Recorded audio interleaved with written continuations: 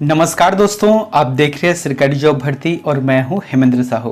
दोस्तों, आज के जो टॉपिक देखने वाले हैं छत्तीसगढ़ का भूगोल से संबंधित टॉपिक है, जो कि टॉप के 25 क्वेश्चन हैं। अगर आप जो है प्रयोगशाला परिचारक के एग्ज़ाम के लिए फॉर्म डाले हो और स्कूल शिक्षा विभाग के अंतर्गत जैसे कि भित्त चौकीदार स्वीपर है, छात्रावास अधीक्षक के लिए है, पुलिस कांस्टेबल के लिए है, या सीजीपीएससी या व्यापम के अंतर्गत किसी भी एग्ज़ाम की तैयारी कर रहे हो, तो उसमें एक चीज़ देखना, सिलेबस में छत्तीसगढ़ का भूगोल ऑप्शन दिया रहते हैं और आपको याद भी होगा कि हर एग्ज़ाम में लगभग 4 से 5 प्रश्न यहाँ से पूछे जाते हैं। तो आज यहाँ पर हम लोग देखने वाले हैं टॉप के 25 क्वेश्चन। अब ऐसे तो भूगोल से संबंधित हज़ारों क्वेश्चन बनते हैं, लेकिन आज जो देखेंगे वहाँ 25 ही हैं। फिर नेक्स्ट वीडियो में जो भी रहेगा ना, हम उसको और आगे बढ़ाएंगे। लेकिन आज का जो टॉपिक इसलिए इम्पोर्टेंट है क्योंकि यहाँ पर मैं आपको मैप बताऊंगा छत्तीसगढ़ में कितने ज़िले हैं, साथ ही साथ जो क्रमशः यानी कि 1861 से लेकर आज वर्तमान 2024 तक कितने ज़िले का निर्माण हुआ है, कौन कौन से सन में निर्माण हुआ है, उस सभी चीज़ की जानकारी यहाँ पर मिलने वाले हैं। इसलिए आप जो है वीडियो पर शुरू से लेकर अंतिम तक बने रहें। अगर आप हमारे चैनल पर नए हो तो चैनल को सब्सक्राइब कर दीजिएगा और बेल आइकन को जरूर दबा देना, ठीक है। और इसका पीडीएफ तो आपको टेलीग्राम चैनल पे मिल ही जाएगा, आप वहां पर जाके डाउनलोड कर सकते हो। तो सर्वप्रथम देखते हैं यहाँ पर छत्तीसगढ़ के बारे में। इसमें जिलों की संख्या कितनी है अभी वर्तमान में, सभी को पता होना चाहिए, 33 है ना। 33 जिले हैं अभी वर्तमान में हमारे छत्तीसगढ़ में। तो अब देखते हैं इनके निर्माण को। तो सर्वप्रथम बात आता है 1861 की बात। 1861 में जब नागपुर यानी का कुछ हिस्सा है, छत्तीसगढ़ का हिस्सा है और मध्य प्रदेश का कुछ हिस्सा है, इसमें से एक करके मध्य प्रांत का गठन किया गया था, जिसका मुख्यालय तो नागपुर था, लेकिन उसमें छत्तीसगढ़ का 2 जिले का निर्माण किया गया था। कौन कौन से हैं, मैं यहाँ पर टिक लगाऊंगा, आप उसी से ही समझना। एक तो है 1861 में पहला क्या बना, रायपुर जिला बना, फिर जो है बिलासपुर जिला बना था, ठीक है। उसके बाद जो है 1906 की बात है, जिसमें दुर्ग जिले का निर्माण होता है। 1906 में दुर्ग जिले का निर्माण होता है। फिर जो है जब देश आज़ाद हुआ 15 अगस्त 1947 को, उसके बाद यानी कि 1948 में पंडित रविशंकर शुक्ल और एक है सरदार वल्लभ भाई पटेल, तो इन्होंने पूरे देश के लगभग 563 देशी रियासतों को शामिल किया गया था, किसमें, जो भारतीय संघ है उसमें शामिल किया गया। तो इस समय छत्तीसगढ़ का जो पूर्ण रूप है अस्तित्व में आया था, वहाँ 3 जिलों को शामिल करके। वो कौन कौन से जिले हैं, सबसे पहला आता है सरगुजा, है ना। सबसे पहले क्या आता है, सरगुजा आता है। उसके बाद है रायगढ़ जिले आते हैं। फिर जो तीसरा ऑप्शन है वहाँ बस्तर है, ये आ गया, ठीक है। फिर उसके बाद है 1973 में राजनांदगांव जिले का निर्माण होता है। उसके बाद है पहली बार 1998 में छत्तीसगढ़ के लिए 9 जिलों का निर्माण होता है। 1998 में कौन कौन से इस चीज़ को देखना, पहला आता है कोरिया, पहला कोरिया आता है, ठीक। यहाँ पर जैसे कि एक कोरिया है, कोरिया आ गया। उसके बाद कौन सा आते हैं, जसपुर। जसपुर के बाद जो है कोरबा, कोरबा के बाद जो है जांजगीर चांपा, जांजगीर चांपा के बाद जो है क्या आता है, कवर्धा या कबीरधाम। फिर आता है महासमुंद, महासमुंद के बाद जो है आपको देखने को मिलेगा धमतरी, ठीक है, ये धमतरी आ गया। धमतरी के बाद क्या आएगा, कांकेर, जो कि उत्तर बस्तर कांकेर के रूप में है। और कांकेर के बाद है दंतेवाड़ा, जिसे हम दक्षिण बस्तर दंतेवाड़ा भी बोलते हैं। ये हो गए 1998 की बात है। फिर छत्तीसगढ़ का निर्माण हुआ 1 नवंबर 2000 को, जिस समय 16 जिलों के साथ छत्तीसगढ़ का निर्माण किया गया था। इसके बाद जो है 2007 में पहली बार जब निर्माण किया गया तो 2 जिलों का निर्माण किया गया। कौन कौन से 2 जिले हैं, एक तो है नारायणपुर है और एक है बीजापुर है। ये 2 जिलों का निर्माण किया गया, ठीक है। फिर 2012 के अंतर्गत व्यापक रूप से 9 जिलों का पुनः निर्माण किया गया। तो ये 9 जिले कौन कौन से हैं, सर्वप्रथम जो आता है वहाँ ऊपर से हम लोग देखते हैं सूरजपुर, है ना। सूरजपुर सर्वप्रथम आता है। फिर आता है बलरामपुर, बलरामपुर के बाद जो है मुंगेली, ये मुंगेली का निर्माण हो गया, ठीक है। फिर आता है बेमेतरा, उसके बाद दुर्ग के नीचे क्या है, बालोद, ये भी क्या है 2012 में निर्माण किया गया था। बलौदा बाजार है, इसका निर्माण भी 2012 में किया गया था। फिर आता है गरियाबंद, ये भी 2012 का है। उसके बाद है कोंडागांव, कोंडागांव भी 2012 में निर्माण किया गया था। उसके बाद सुकमा, सुकमा जिले का निर्माण भी 2000 कब किया गया था, 2012 में किया गया था। तो ये हो गया 2012 का। उसके बाद जो है सीधे तौर पे आता है 2020। 2020 में जो है उस समय मुख्यमंत्री कौन थे, भूपेश बघेल जी थे। तो भूपेश बघेल जी की सरकार में 5 जिलों का निर्माण किया गया, जिसमें पहला आता है गौरेला पेंड्रा मरवाही, जिसे जीपीएम भी बोलते हैं। ये कब की बात है, 2020 में। फिर 2021 में 4 जिलों का और निर्माण होता है। तो कौन कौन से क्रमशः उसे भी देखते हैं। एक तो है मोहेला, मानपुर, अंबागढ़, चौकी, ठीक है। उसके बाद शक्ति, यहाँ पर शक्ति जिले हैं। फिर आता है सारंगगढ़, बिलाईगढ़, ये आ गया। और लास्ट में जो 33वां जिला है वहाँ कौन सा रहेगा, खैरागढ़, छुई खदान, गंडाई, ठीक है। ये आंसर सही रहेगा। तो इस प्रकार से मैंने बता दिया है आपको छत्तीसगढ़ के 33 जिले, जो कि कब कब इनका निर्माण किया गया था, ठीक है। अब देखते हैं उनसे संबंधित कुछ महत्वपूर्ण प्रश्न जो कि काफ़ी इंपॉर्टेंट है। प्रश्न का जवाब आप ही देंगे। आप हमें कमेंट करके बताइएगा कि आपका कितना सही गया है, ठीक है। तो पहला प्रश्न क्या आता है, छत्तीसगढ़ राज्य की सीमा को निम्न में से कौन सा राज्य स्पर्श नहीं करता है। अब बताओ, छत्तीसगढ़ की राज्य की जो सीमा है उसे कौन से ऐसे राज्य है जो कि स्पर्श नहीं करता है। ऑप्शन है आंध्र प्रदेश, तेलंगाना, झारखंड, बिहार। ऐसे प्रश्न ना आपको बहुत पूछे जाएंगे, खासकर से जो भृत्य चौकीदार स्वीपर है और जो प्रयोगशाला परिचारक है उसमें। तो आंसर क्या जाएगा, बिहार रहेगा। क्यों बिहार रहेगा, जैसे कि आप देखना ये मैप है, ठीक है। तो ये मैप है ना, इसमें 7 ऐसे राज्य है जो कि छत्तीसगढ़ को स्पर्श करता है। सर्वप्रथम यहाँ पर आता है, कुछ ऐसे हिस्से में आता है झारखंड, और इसी में थोड़ा सा जो हिस्सा आता है वहाँ मध्य प्रदेश को लगता है, सॉरी उत्तर प्रदेश को लगता है, ठीक है। उसके बाद यहाँ से लेकर, यानी कि जो झारखंड ने छोड़ा है ना, यहाँ से लेकर पूरी तरह से सुकमा तक, ये सुकमा तक क्या है, उड़ीसा आ गया। सुकमा में थोड़ा सा स्पर्श करता है आंध्र प्रदेश। उसके बाद यहाँ पर तेलंगाना स्पर्श करता है सुकमा और बीजापुर को। उसके बाद जो बीजापुर से लेकर यहाँ पर है ना, जो लगभग राजनांदगांव, खैरागढ़, छुई खदान के आसपास तक महाराष्ट्र जो है स्पर्श करते हैं। फिर उसके बाद जो है यहाँ से लेकर पूरा जो बलरामपुर तक जाता है वहाँ मध्य प्रदेश स्पर्श करता है। यानी कि यहाँ पर बिहार का कोई रोल नहीं है, क्योंकि उत्तर प्रदेश है, फिर झारखंड है, तो इसके ऊपर में बिहार है, लेकिन बिहार छत्तीसगढ़ से स्पर्श नहीं होता, ठीक है। दूसरा प्रश्न है, छत्तीसगढ़ के निम्न में से किस जिले में कर्क रेखा और भारतीय मानक समय देशांतर का कटान स्थित है।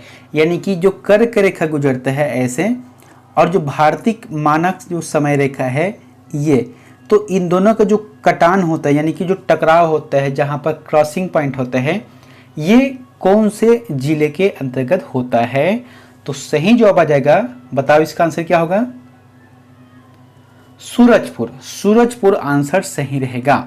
यहाँ पर मैंने लिखा है कि भारतीय मानक समय की जो गणना है वहाँ 82.5 देशांतर के आधार पर की जाती है, ठीक है।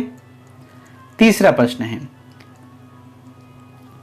छत्तीसगढ़ राज्य के देशांतरी विस्तार की तुलना में अक्षांशीय विस्तार कैसा है। क्या बोला गया है, छत्तीसगढ़ की जो राज्य के, एक तो होता है अक्षांश होता है, एक होता है देशांतर।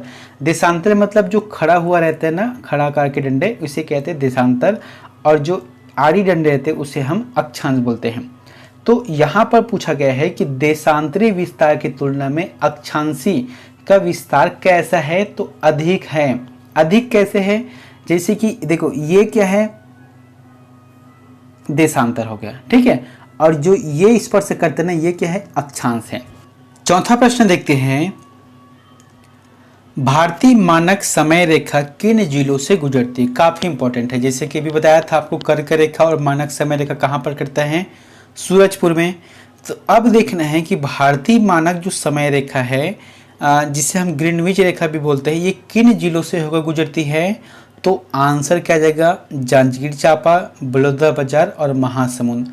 आपको याद रखना है छत्तीसगढ़ में ना कितने जिलों से होकर गुजरता है? एक तो सूरजपुर, कोरबा, जांजगीर चांपा, बलौदाबाजार, महासमुंद, गरियाबंद और बालोद है। देखो यहाँ पर थोड़ा सा सॉरी बालोद नहीं है, थोड़ा सा मिस्टेक हो गया मेरे से लिखने में, आप इसे हटा देना। क्यों है आप देखो यहाँ पर, है ना, मैंने बताया था एक आता है जहाँ पर क्रॉस होता है सूरजपुर में, तो सबसे पहले जो भारतीय मानक समय रेखा है यहाँ पर प्रवेश करता है सूरजपुर में। ये सीधे तौर पे है, हालांकि मेरे से उल्टा हो सकता है। सूरजपुर है, सूरजपुर से कोरबा, कोरबा से जांजगीर चांपा, बलौदाबाजार, भाटापारा, महासमुंद और महासमुंद से पकड़ता है थोड़ा सा हिस्सा गरियाबंद एरिया को पकड़ता है। तो यही इसका आंसर सही रहेगा। ठीक है, बी नंबर का। पांचवा प्रश्न है, छत्तीसगढ़ में अंतरराज्यीय सीमा पर स्थित जिलों की संख्या है, खाली स्थान है, आपको बताना है। तो ये प्रश्न ना काफ़ी घुमावदार है। अगर आपने पुराना मैप पकड़ा है, पुराना मैप आपको याद है, तो इस हिसाब से गलत आंसर आ जाएगा। लेकिन जो सही यानी कि नवीनतम मैप है उस आधार पे देखा जाए तो छत्तीसगढ़ में जो अंतरराज्यीय जो जिला है ना, जो कि दूसरे राज्यों को स्पर्श नहीं करता, इनकी जो संख्या है वहाँ 22 है ना। इसका मतलब भू आवेष्टि कितना हुआ? 11। मैंने यहाँ पर लिखा है कि दूसरे राज्यों को जो स्पर्श करता है उसे अंतरराज्यीय कहते हैं, जिनकी संख्या 22 है, और किसी भी दूसरे राज्य को स्पर्श नहीं करता उसे भू आवेष्टिक कहते हैं, इनकी संख्या 11 है। तो कुल मिलाकर 33 हो गया।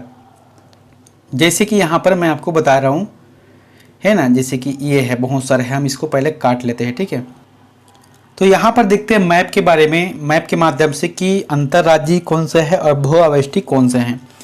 तो एक तो होता है भू आवेष्टिक, मतलब हम किसी भी राज्य को स्पर्श नहीं करता, तो कौन कौन से है? एक तो सरगुजा है, कोरबा है, शक्ति, जांजगीर चांपा, बिलासपुर। ठीक है, उसके बाद बेमेतरा, दुर्ग, बालोद है, रायपुर है, बलौदाबाजार है, और एक और आता है दंतेवाड़ा। ये जो है भू आवेष्टिक है, जो कि किसी भी राज्य को स्पर्श नहीं करता। उसके बाद जो 22 बचे ना, वो सभी क्या हैं? अंतरराज्यीय सीमा को छूता है।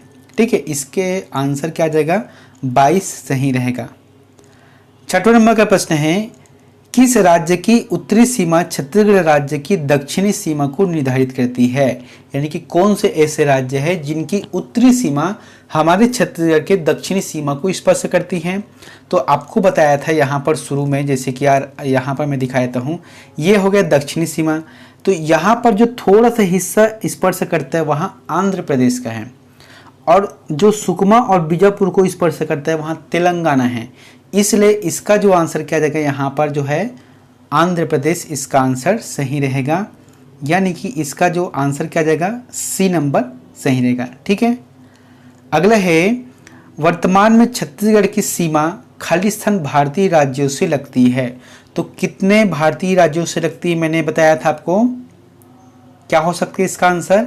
7 रहेगा। ठीक है, कौन कौन से 7 है बताया था। एक तो यहाँ पर है झारखंड है, उसके बाद है पूरी तरह से यहाँ पर उड़ीसा है, फिर आंध्र प्रदेश आता है, तेलंगाना यहाँ पर आता है, फिर यहाँ से यहाँ तक महाराष्ट्र है, महाराष्ट्र के बाद जो है मध्य प्रदेश है, और इसी में थोड़ा सा हिस्सा पड़ जाता है यहाँ उत्तर प्रदेश का आता है।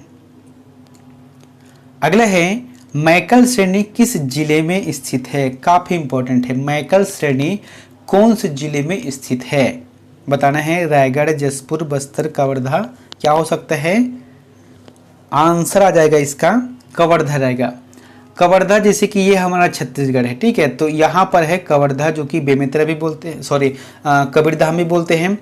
और ये जो हिस्सा है कुछ हिस्से के भाग है, ज़्यादातर जो हिस्सा है वह मध्य प्रदेश के अंदर लगा हुआ है। मैकल पर्वत श्रेणी है, इसी वजह से यहाँ पर जो है वर्षा बहुत कम मात्रा में होती है। अगला है, ये क्वेश्चन कई बार प्रश्न पूछे गए हैं, आप इसे स्टार मार्क कर जरूर लगा लेना। प्रश्न क्या है कि चंवर डाल क्या है?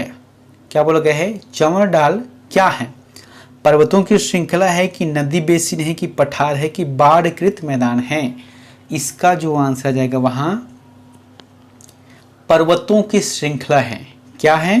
पर्वतों की श्रृंखला है चंवर ढाल। और ये कहाँ पर है अगर प्रश्न पूछता है तो आपको लगाना है रायगढ़, रायगढ़ जिले में यहाँ स्थित है। अगला है भारत के संदर्भ में छत्तीसगढ़ किस भू आकृति प्रदेश के अंतर्गत आता है। तो आपको देखना है कि एक जैसे भारत का देश है, ठीक है, ये हमारा देश है भारत। अब इस दृष्टिकोण से देखा जाए तो छत्तीसगढ़ यहाँ पर है ना, तो ये किसके अंतर्गत आता है। एक तो जैसे कि होता है उत्तरी मैदान, उत्तरी मैदान यहाँ पर है, दिल्ली है, बिहार है, यूपी है, तो ये तो नहीं हो सकता।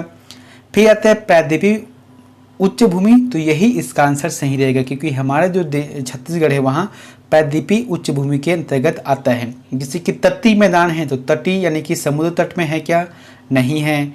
उत्तरी पर्वतीय यहाँ पर नहीं है, तो कुल मिलाकर बी आंसर सही रहेगा। अगला है सोनाखान संस्तर की चट्टानें किस रूप में हैं। क्या बोला गया है, सोनाखान संस्तर की चट्टानें किस रूप में हैं। ये होता है डाइक, डाइक के रूप में स्थित है यहाँ पर सोनाखान के स्तर में, सोनाखान में। अगले है दंडकारण्य निम्न में से किस, तो हम सभी को पता है कि दंडकारण्य यानी कि बस्तर को कहा जाता है। ये किस राज्य में स्थित नहीं है आपको देखना है।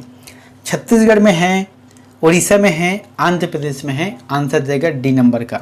यानी कि छत्तीसगढ़, देखो छत्तीसगढ़ का जब दक्षिणी हिस्सा में है इसका मतलब दक्षिणी हिस्से में उड़ीसा भी आता है, आंध्र प्रदेश भी आता है, इसका मतलब है दंडकारण्य यहाँ पर भी स्थित है, मौजूद है। अगले है छत्तीसगढ़ का कुल क्षेत्रफल देश के कुल क्षेत्रफल का कितना प्रतिशत है। अच्छा प्रश्न है बहुत ही। जैसे कि पूरे देश का भूभाग है, अब उस भूभाग के अंतर्गत जो छत्तीसगढ़ का जो हिस्सा है भूभाग में कुल कितना प्रतिशत है, तो 4.11% है। आपको याद रखने, काफ़ी इंपॉर्टेंट प्रश्न है ये, पूछे जाते हैं।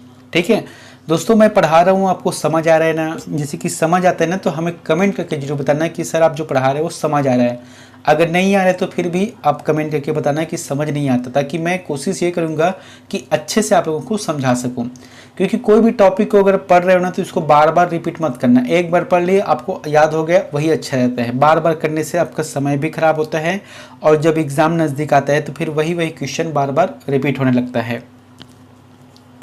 14 नंबर का प्रश्न है गोदावरी व सबरी मैदान की समुद्र सतह से ऊंचाई कितनी है। जैसे कि आप दक्षिण भारत की बात, दक्षिण छत्तीसगढ़ की बात करते हैं तो यहाँ पर क्या होता है, इंद्रावती नदी है। देखो ये क्या है, गोदावरी नदी है, यहाँ से इंद्रावती नदी आती है और यहीं पर जो है सबरी का मैदान, ये सबरी नदी भी है। तो ये जो है समुद्र तल की ऊंचाई से कितना है, आंसर देगा 300 मीटर से कम, 300 मीटर से यहाँ कम है। अगला है किस जिले में सीतालेखनी पहाड़ी है। काफ़ी इंपॉर्टेंट प्रश्न है ये, इतिहास में ज़्यादातर प्रश्न को पूछे जाते हैं। किस जिले में सीतालेखनी पहाड़ी है या पहाड़ है, आंसर आ जाएगा सूरजपुर। अब सूरजपुर का है छत्तीसगढ़ के सबसे टॉप ऑर्डर पे। कहा जाता है कि छत्तीसगढ़ में जो सीतालेखनी पहाड़ी है वहाँ पर लक्ष्मण बेगरा भी मिला है। यानी ऐसा भी हो सकता है कि एक किवंदत है कि रामायण कालीन हुआ था, उसमें सीता जी को लिखने का जो कार्य है वहाँ सिखाया जाता था, यानी कि लक्ष्मण के माध्यम से सिखाया जाता था, इसलिए इसका नाम जो है सीतालेखनी पड़ा है। अगला है छत्तीसगढ़ राज्य के किस भाग में गोंडवाना युगीन शैल पाई जाती है। गोंडवाना युगीन शैल ये जो है प्राचीनतम शैलों में से एक है।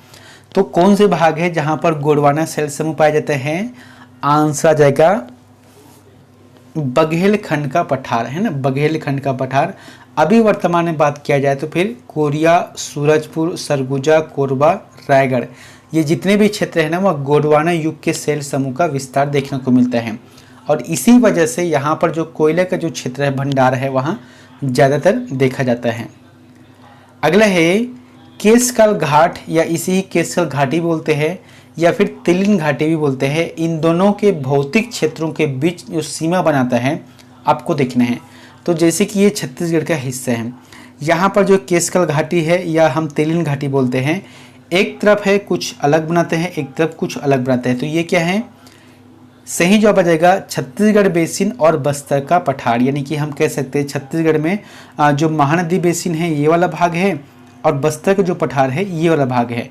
तो इसका जो बीच में रोकने वाला या काटने वाला जो है वहाँ तिलिन घाटी या केशकाल घाट भी कहा जाता है, जहां पर 12 भावर के जो मोड़ है ना, ये यहीं पर है। अगला है, निम्न में से कौन से पर्वत से छत्तीसगढ़ घिरा हुआ नहीं है। कहने का मतलब ये है कि मैकल, सिहावा, रामगिरी और महेंद्रगिरी, ये 4 ऐसे पर्वत है जिसमें से एक पर्वत हमारे छत्तीसगढ़ का हिस्सा नहीं है। तो कौन सा नहीं है बताना है आपको। क्या हो सकता है आंसर? महेंद्रगिरी। महेंद्रगिरी हमारे छत्तीसगढ़ में नहीं है। बाकी जो मैकल है वहाँ बताया था आपको कवर्धा क्षेत्र में है, सिहावा धमतरी क्षेत्र में है, और रामगिरी की जो पहाड़ी वहाँ सरगुजा क्षेत्र के सूरजपुर क्षेत्र के अंतर्गत देखने को मिलता है। अगला है, गड़िया पहाड़ किस जिले में स्थित है। तो गड़िया पहाड़ किस जिले में स्थित है बताना है। आंसर जगह कांकेर। कई बार प्रश्न पूछा गया है और यहाँ पर जो है गड़िया महोत्सव का आयोजन किया जाता है। ठीक है। 20 नंबर का जो प्रश्न है, छत्तीसगढ़ का मैदान का ढाल किस दिशा में है। अब देखो छत्तीसगढ़ जैसे कि ये है, अब छत्तीसगढ़ में जितने भी नदी है ना इस तरफ है, और नदी जब जिधर बहाव रहता है इसका मतलब है उधर ही इनका ढाल रहता है। इसका मतलब छत्तीसगढ़ का जो मैदान है वहाँ पर इनका जो ढाल है वहाँ पूर्व दिशा की ओर है। कभी कभी पूछता है कि मैकाल पर्वत श्रेणी का ढाल किधर है, तो मैकाल पर्वत श्रेणी यहाँ पर है और इनका जो ढाल है वह पश्चिम दिशा की ओर होता है। अगला है, छत्तीसगढ़ के उत्तरी भाग में निम्न में से कौन सा पाठ अस्तित्व में नहीं है। तो कौन से पाठ है जो कि अस्तित्व में नहीं है, आपको बताना है। सारंग पाठ है ना, सारंग पाठ इसका आंसर सही रहेगा। अगला है, निम्न में कौन सा भौतिक भाग छत्तीसगढ़ में सर्वाधिक क्षेत्र घेरता है। तो कौन सा भौतिक भाग है जो कि छत्तीसगढ़ में सर्वाधिक क्षेत्र घेरता है। शिवनाथ का मैदान है कि हसदेव का मैदान है कि महानदी है कि इंद्रावती है। सही जवाब आ जाएगा महानदी का मैदान। देखो हमारे छत्तीसगढ़ को ना 4 भौतिक भागों में बांटा गया है। पहला आता है पूर्वी बघेलखंड का पठार जो कि 16.16% है। छत्तीसगढ़ का मैदान जो कि सबसे ज़्यादा है 50.34% है। जसपुर का जो पाठ प्रदेश है, सांबरी पाठ है, लहसुन पाठ है, जारंग पाठ है, जितने भी पाठ प्रदेश है वहाँ 4.59% है। और बस्तर या दंडकारण्य जो है 28.91% है। ठीक है। अगला है, छत्तीसगढ़ का सर्वाधिक भौगोलिक क्षेत्र अंतर्गत आता है। तो छत्तीसगढ़ का अभी जिसे कि बताया था है ना, तो छत्तीसगढ़ का जो सर्वाधिक क्षेत्र है वह किस भौगोलिक क्षेत्र के अंतर्गत आता है, आपको बताना है।